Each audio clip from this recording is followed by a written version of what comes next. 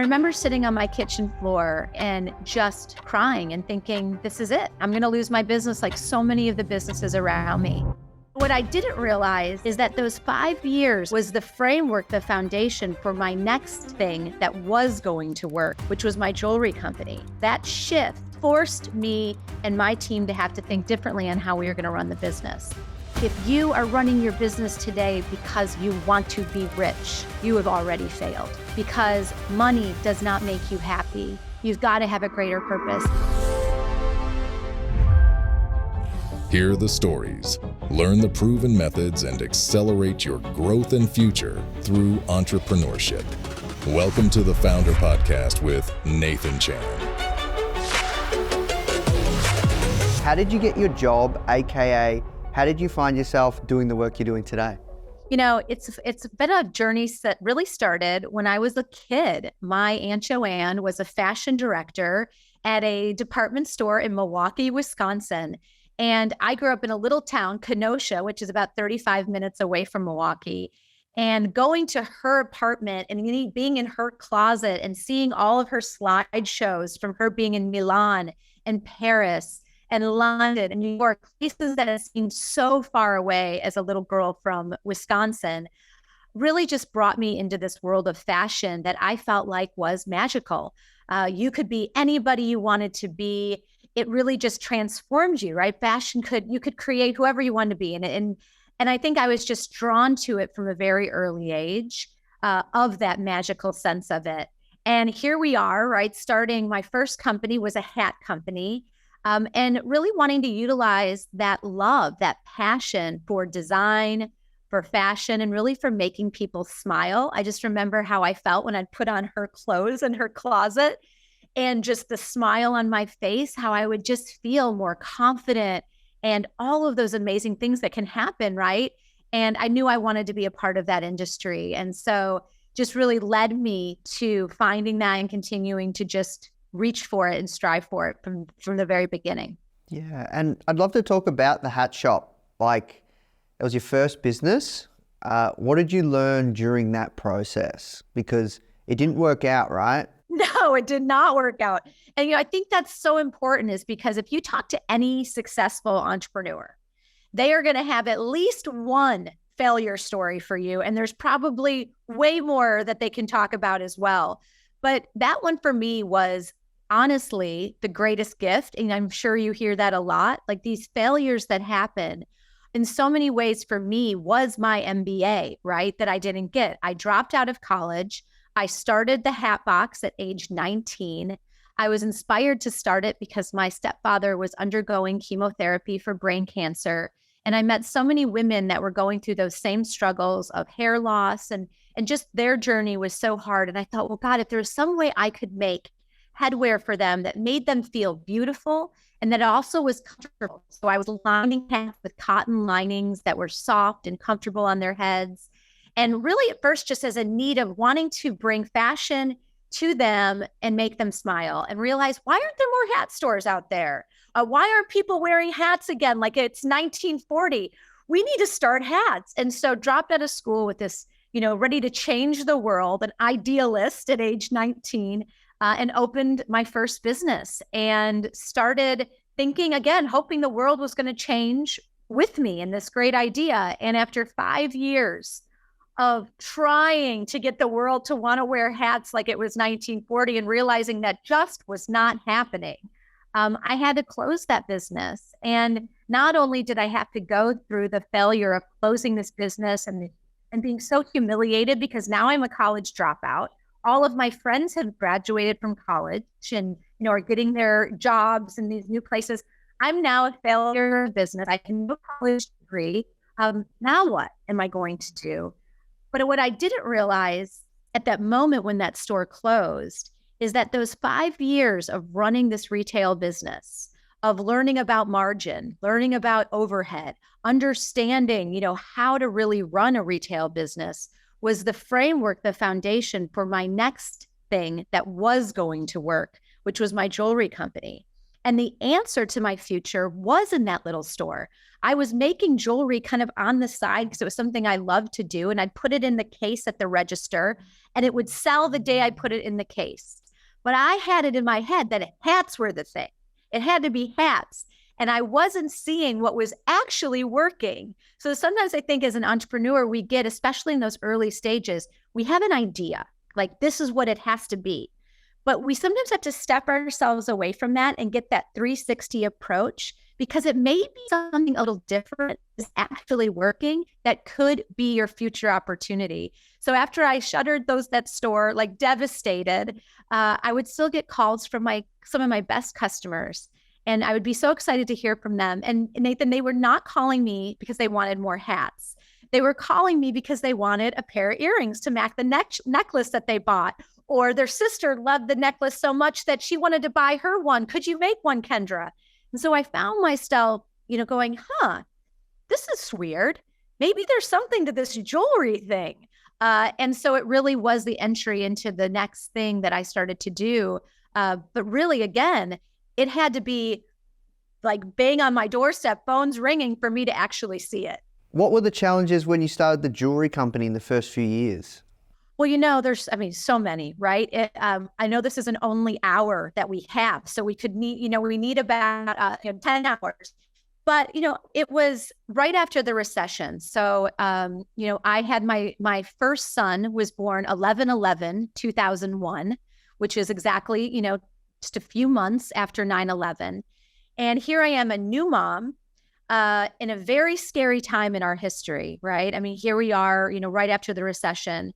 And to think about starting a business after I've already had a failed business under my belt was terrifying.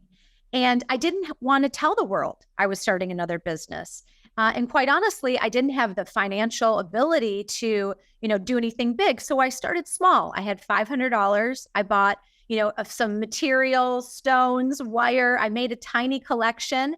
And I went store to store in Austin, Texas, with my little baby son in a baby carrier and my jewelry in a tea box I had gotten for my wedding. And again, very quietly, I wasn't out this time to change the world and have everybody see Kendra Scott. And I wasn't going to open hat stores like I wanted to all over the country. I was going to just try to be a great mom to my new little baby, be in fashion again, which I loved, and try to help bring in income for our family to be able to, have a life that would provide us, some extra money in the household. Never writing a big business plan to build a over $1 billion brand in those early days. And as I started to see the success, again, it took me a little while to actually want to tell people that I was in business again, because I was afraid of what they would think. And I think knowing that here I was, and I started to kind of prove myself. And it wasn't myself that started telling people. It was my customers. It was my best friends.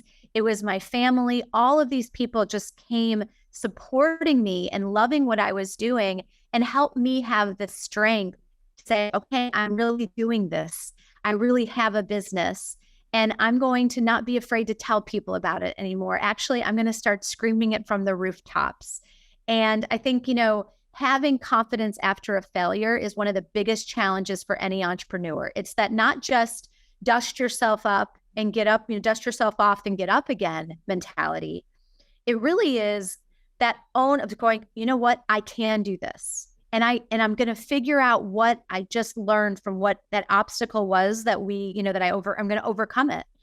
And I'm not going to give up. I'm going to do it again. And I'm going to do it better this time and smarter this time and not be afraid. And can you tell us about you talk about that grit going through it.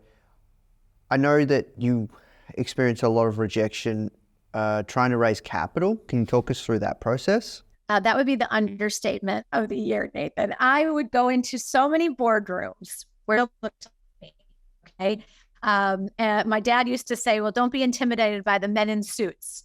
But I was intimidated by the men in suits. And I would walk in, and in Austin, when I was starting my company, it was very tech heavy industry. It was all about tech. And they wanted me to be a tech company. And here I was, this, Southern girl who was in fashion. and trying to explain what I was doing. And even after having success of getting some major department stores and really starting to grow the business, it would still be like, I felt like they were just laughing at me in the face. And I'd walk out and it was just every time it was like, okay, you know what, just keep trying. And I got great advice from one of my mentors. And he said, Kendra, well, this was funny. First I had somebody tell me, well, you need an angel investor. And I said, yeah, I need an angel. Where do these angels hang out? I need an angel. But they don't just hang out. Like it was different time, 2003, 2004. We didn't have access to people via social media and these different, platforms as we do today. And so I would try to go into these meetings and just kept getting, shut down. And one of my mentors told me, Kendra, if you build it, they will come. And they're going to come aggressively. Focus on building the absolute best business you can build. And I know that's hard. And I was doing it through lines of credit card debt, putting every single thing I owned up for collateral. Within a short period of time, I had a 1 and 3-year-old and was going through a divorce. So now I was a single mom on top of all of this with basically a baby and a just toddler. And it was hard because I needed help and support, but having to put everything I had at risk.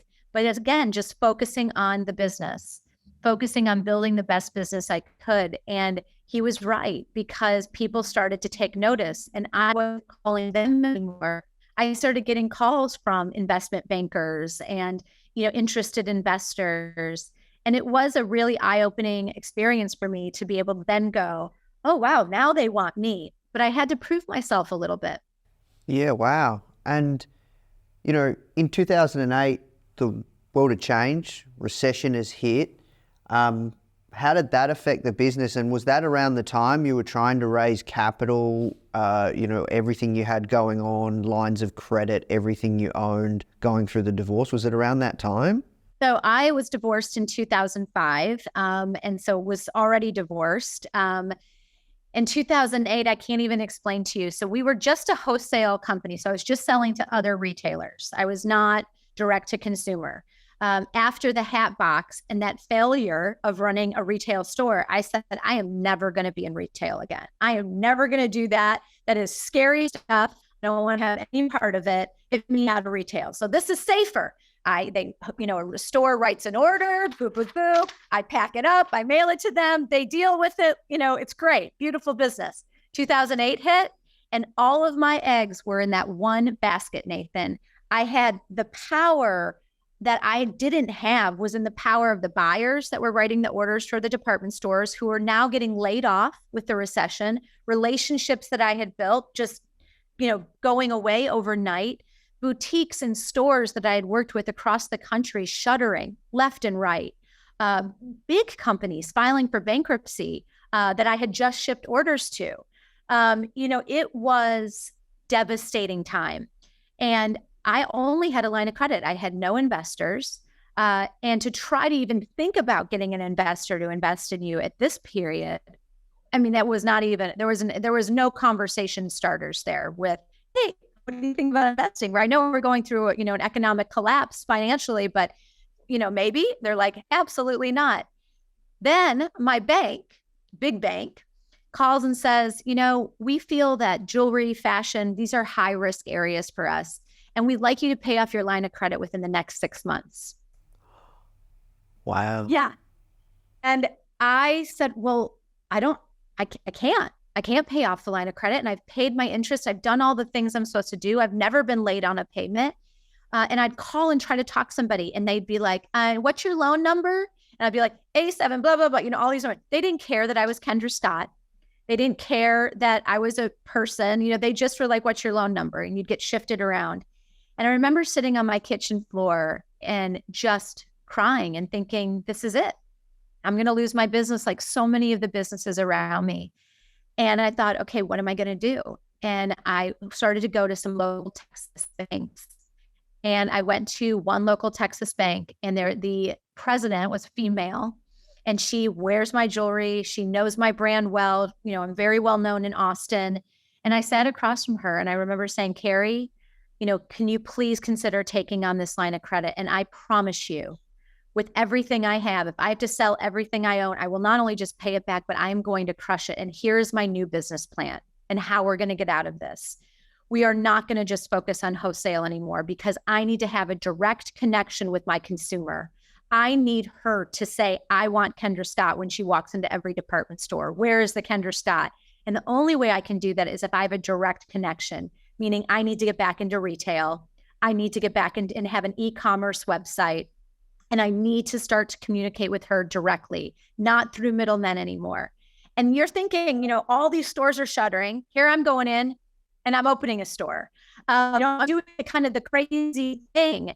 But that was when the magic happened. And if it wasn't for that recession, which I say was the greatest gift wrapped in a yellow bow that Kendra Scott could have ever gotten as a company, we would not be sitting here talking today, because that shift, that shake the snow globe moment, forced me and my team to have to think differently on how we were going to run the business. Wholesale is now 18% of my overall business. Direct to consumer through our retail stores and online makes up the rest. So it was a complete business shift, but the one that gave us lightning in a bottle growth. When was it that you knew, what was the breakthrough moment that you knew that things were going to work, you were going to be okay? So obviously you went to that local bank, you got the line of credit, you started to shift the model, but when did you know? How long did it take? That's a great question. I mean, people sometimes ask me, I remember even just a few years ago, and saying, I don't know if we're quite there yet, because I'm always, I'm never complacent, right? I always see the possibility and what we can do. But I think, her taking on that line she had confidence in me, right? And she believed in me. And sometimes just having the belief of other people around you gives you strength that you don't even know you have. And not only did I want to keep my word to her that I was going to do right by her taking this loan, but I really wanted to win. I wanted to succeed, and I wanted to be able to keep this beautiful little company that we had created together and alive. When we opened our first retail store, we knew we had to be disruptive, and we had our offices. We moved offices to right above the store. So all of us would walk through the store in the morning to go up to our offices that were above the store. And we all wanted to engage with the customer. We wanted to find out what she loved, what she didn't like, what she wanted more of. And we wanted to be an experience where she could touch and feel the jewelry without having to ask somebody to take it out of a case. We created Color Bar, where she could sit in an actual bar and drink mimosas and have cupcakes and watch her jewelry be made in front of her while she picked out the stones she wanted in the settings.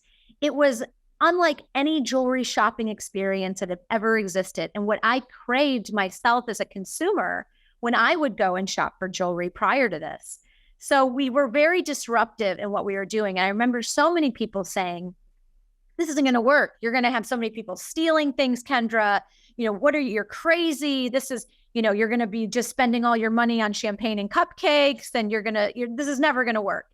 And I think when you hear things like that, sometimes that gets me excited, because I'm like, that's when you're doing something that's scary to somebody else could be magic, right? And sure enough, we had customers lining up around the store. It was like a big nightclub. Like, we had stanchions, we had to let certain people out to let certain people in. I mean, it was an absolutely insane. And if you go to, stores across the country of ours today, you still see this like unbelievable fever of excitement outside of our stores. That's when I knew. I would go down there and I hear this roar of people and laughter and community. And I thought, this is working. This was that moment of, okay, Kendra, maybe you got to think about going back into retail because this is working. And then when we opened in Dallas and we saw the same success in Houston, that's when everything changed. And my first investor, after a decade, finally came to me and said, Kendra, it was a mentor of mine, an advisor, who said, what you're doing is absolutely amazing. You could start to see the results in these stores, the enthusiasm in the community. And he's like, I want to be a part of it. And so when it was the first time I ever had a partner, I actually had somebody, and it was a very small 5%, right? And I had at that point still 100% equity. Nobody would invest in me. So I still had the whole business.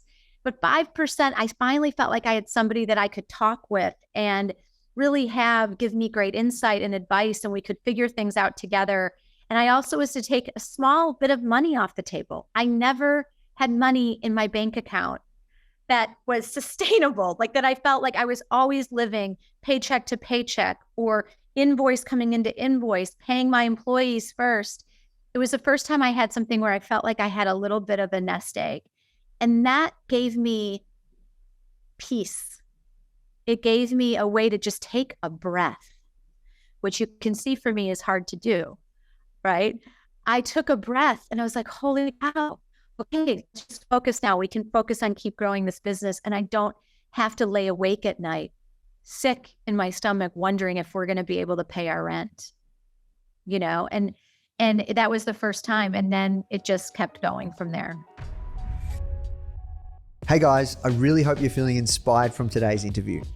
The truth is, there's never been a better time to build an e-commerce business. And the best part is, you don't need to do it alone. That's where Foundr Plus comes in, which I'm really excited to share with you. If you are feeling stuck in your e-commerce business, lacking the confidence to really move forward, or you're worrying about making costly mistakes or how to drive your sales, Foundr Plus is here to support you. You get access to a customized learning pathway with proven frameworks from successful e-commerce founders for fast results, a supportive community. We have weekly live mentorship and workshops and exclusive savings on startup tools and 24/7 real human support. You can try Foundr Plus today for just $1 for 7 days so you can accelerate your business goals. Just visit foundr.com/start $trial or click the link in the description to claim your trial. All right, now let's jump back into the show. Fast forward to today, you have over 100 locations around the US. You've built quite the empire. How has your role in the business changed as the business has scaled? It's funny because I am so customer driven. From day one, you would see me in my office was right above that first store. And when I'd hear the store busy, I would race down because I loved being on the sales floor. I love talking to our customers. And what's been fun over the years is, obviously as CEO and growing as fast as we were growing, 5 million to 25 million to 75 million, to 90 million to 150. It was just like hiring, how we were managing all of this, bringing on amazing leadership within our organization, building our team out. I didn't get to have as much of that time in the stores that I loved to have. I was still involved in all the design, but I love to touch anything the customer touches, but I wanted to connect with her more. And it's been really great over the last, I'd say 5 years. Now that I've got this phenomenal team around me, I've been able to do some of those things that allows me to really reconnect with our customer and really see her and meet her firsthand. And so my first and only job here is to make sure that, she's the boss. She's my boss. And I got to check in with her regularly. And I got to find out what she needs, what she wants, what she's happy about, what she, whatever it might be. And that's my first priority every day is surprising and delighting our customer and really working with our teams on thinking creatively on how we can do that. When you have a great deal of success, that's not when it ends. That's when it begins. The pressure really is on then because you have to keep exceeding those expectations for your customer. And then in addition to that, keeping your culture alive. We talk a lot about, people go, why culture, especially in the early stages of business, when you're starting a business. Well, is culture really that important? Your culture is everything. It's the heart of a great company. And so our culture for me initially was that I was a mom. So family was everything. And I wanted to create an organization that felt like family, that supported each other's families, and that treated our customer like family. So family was the heart. Giving back to our community was at the very start of this was my purpose, was I wanted to create a fashion brand that helped change the world for the better. And hiring people that have that like mindset. So understand what your core values are. Then you start to hire people that share those core values, and that becomes your culture. And for me, I am the head of that, the light of all of that, to make sure that we keep that at the forefront, because that's what shines through when you walk into one of our stores. That's what you feel with any interaction with our customer service teams. So those are the things that I like to focus on, and I think now get to really spend the most time in. Yeah, and you've got something exciting up and coming. New book, Born I got it here. Born to Shine. Can you tell us how that came about? Oh my gosh. I had been wanting to do a book. I love speaking. I love speaking to entrepreneurs. I started the Women's Entrepreneurial and Leadership Institute at the University of Texas in 2019, really wanting to be able to have the ability for all women and major to be able to learn the entrepreneurial mindset and be able to understand how that works and get a little bit of what being an entrepreneur could be like, even if you're in school of education. Giving those tools of an entrepreneurial mindset can be so important. And everybody was like, Kendra, you need a book. They're writing notes when I'm talking, and you put some of these things down. And when 2020 hit, it was such a kick in the gut for all of us. I mean, it was such a hard time. And I was going through a lot of personal struggle at the time as well. But to the outside world, I was this founder of $1 billion brand. Everything was great.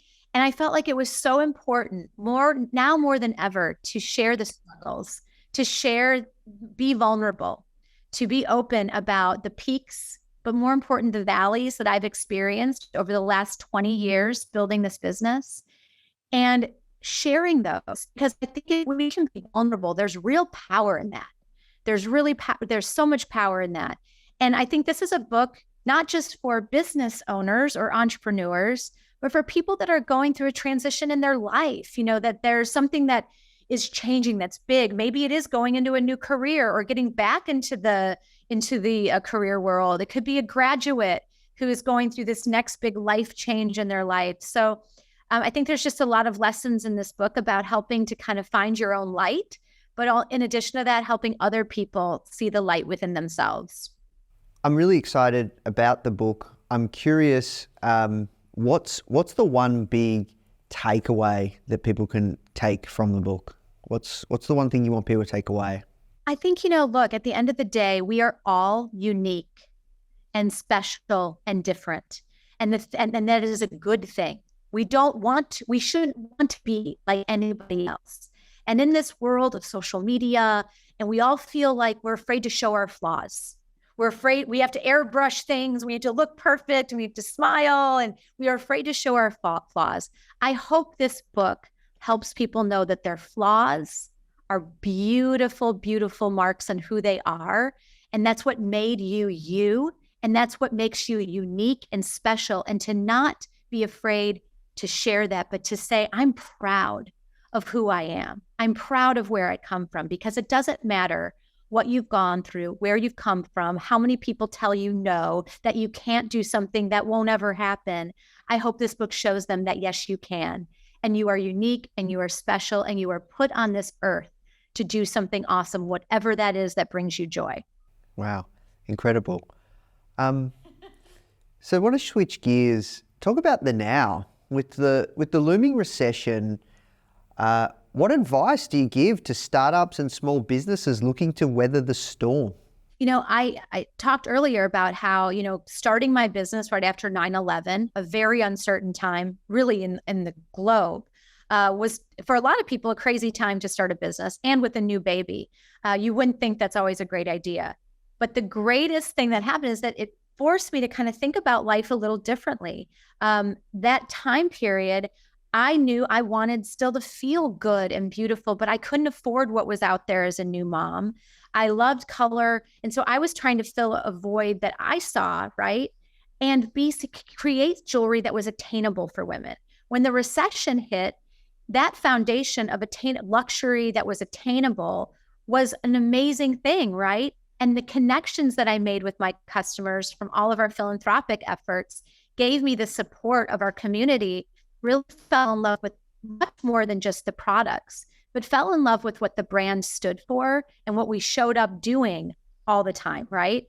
And that's when it also forced me to look at the business differently. So sometimes when these things shake up, even the pandemic, I'll give you a great example. I had to close over 100 stores on March 16th. I remember it the day because I didn't sleep the night before. When we all had to make that decision of what was the best decision for our customers and our employees, and how sick that made me feel. And I remember us going, okay, we've got to meet the customer where she is now. Where is she now? She's at home. She's on her phone. She's maybe also, very scared. So our philanthropy department started getting boots on the ground. We had our stylists picking up the phones, calling good customers, checking in on them. How are you doing? Do you need anything? Elderly customers, we had store staff delivering them food and soup at their doorstep. And really just, again, thinking connection before transaction. The connection we make with our customer was so important. We moved up plans for curbside. That was something we were going to do in the fourth quarter for Christmas. We had to move those plans up to April 1st. We were able to take our team and say, stop working on some of these things. I say, this was our 2020 plan, okay? This is what happened to our 2020 plan. And so I think as an entrepreneur, we've got to be open to know we plan, we do great job planning things. We put forecasts out there. We're ready, right? And then things happen in this world. They're going, and I love to use the expression, shake the snow globe, because that's what happens. You have to be able to go, it's okay that it's not going to go exactly like this. What is our ultimate goal here? We don't want to lose our business. We want to make sure our customers are getting what they need. So how are we going to pivot and be agile right now? And let's start throwing some things up against the wall. Have that entrepreneurial spirit of roll your sleeves up. That startup mentality is what we needed as a company, even though we are, almost 20 years in at this point, was that startup mentality of you've got to try things out and see what sticks.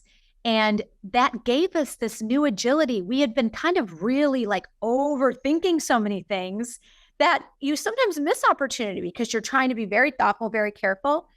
But during COVID, we were like, we got to move fast. We got to paint the train while it's moving, folks. And we don't have a chance to just sit here and overanalyze things. And so we really had to put the gas on some of these other things that we weren't doing. We started doing virtual styling. All of our in-store events, like our Kendra Gives Back events that support local charities, we had to do virtual Kendra Gives Back events. Those events started bringing in more revenue and more ability to give back to those organizations, because now we had audience that maybe couldn't have made it into the store, now able to do that shopping event online. So that's something that is now stuck with us as we continue to do in-store events. We mirror that and do the same events online. And so all of those things were kind of forced onto us because of COVID, but were great gifts to now that we're running actually a better business than we were prior to this event. So, my advice is be agile. I know a plan is great and we all love a plan, but we got to know that sometimes that plan isn't going to be exactly what we think it is. Prepare sometimes for the worst, but be ready to absolutely take advantage of those opportunities when you can, to take something that seems scary and actually make it something that is way better than you had originally dreamed. And when you talk about be agile and changing things or changing things up and shaking it up, that's very entrepreneurial. How do you make sure that your team or that you're not doing too many things, right? Because you can kind of fantasize, right? Like you can kind of go, what if we do this and this happens, and then we do this and this happens, and how do you work that out to maintain that balance? Because that's a trap that I've found you can fall in. So the first thing is you can't hire all yous, right? If I hired all Kendras, this place would be chaos, total chaos. It would be crazy because I'm like, oh, dude, pretty shiny thing over here. Oh, we should think about that. And I'm throwing things out there, right? But I have this amazing team of people around me that bring different strengths to the table. Any entrepreneur that just keeps hiring themselves, you're going to, first of all, have a lot of yes people, and you're not going to get very far because you need that diversity within your team. You need to have some folks that go, okay, I see this, but what if we thought about this, or we're thinking about the timeline of when we're going to launch this? Perhaps it might fit better here. Or if we took that element of this, we could still, I love this idea, but maybe this needs to be in here. You have to have this collaborative group that brings different things to the table. And you have to be able to not always be right. The greatest thing you can do as a strong leader is say, yeah, actually, that's a better idea. You don't have to be the one that's always got the great idea. I love it when my team is coming up or says, Kendra, that's good, but what about this? And I'm like, whoa, yes, that's even better. And I think sometimes when you're this founder, you're this leader, you want to be like this, like, I've got all the ideas and I've got all the answers. And the greatest thing a great leader can do is say, I don't have all the answers, and I know my weaknesses more than I know my strengths. And I'm going to bring a team around me that is absolutely amazing on the things that I am not good at. And that is how you can start to take, and that you don't want to have an empty, you want to have a full plate of ideas. But they're always there, right? And you're going to start to have your great team that starts to pick the best ones, cherry pick the best ones. And then again, you may change. We had launches we were going to do in 2020. We waited. It wasn't the time to do it. We had prepared to do them, but we all looked around the table and said, this isn't the time. This isn't the time. We've got to focus on other things right now. And let's wait on that. And let's put that aside for a minute. And that was the right decision to make. Even though we were all super pumped and excited about it, we knew it was the right thing to do. And when you look back at your career, what do you hope your legacy will be? I think for me, it's what I said a little bit earlier is, I'm a fashion designer who was told that I couldn't do it. I don't have any formal training. I'm a college dropout. My first business failed. I come from a tiny town in Kenosha, Wisconsin, this little, farming community. My grandparents were farmers and coal miners. I did have my aunt, thank goodness, who was in fashion. But I think for me, I want people to know that it doesn't matter where you come from. And it doesn't matter what you're told you should do or how your path should look. That when you are passionate about something and you are just absolutely know in your heart of hearts, this is what I was meant to do. And you also have a purpose that is greater than just money. If you are running your business today because you want to be rich, you have already failed, because money does not make you happy. You've got to have a greater purpose. And I hope that my legacy is that you can do what you love. You can have great success, but you can also change people's lives for the better in the process. Amazing. Well, look, that's it from us, Kendra. Thank you so much. That was an incredible interview. And if people want to check out the book, Amazon, bookstores, kendrascott.com. Thank you so much. Hey guys, if you love this episode, make sure to check out my interview with Trini Woodall on how she built a die-hard community of followers backing her every single move with Trini London. The true beauty of our community is that there's a passion, and we inspire a passion for them to make the most themselves.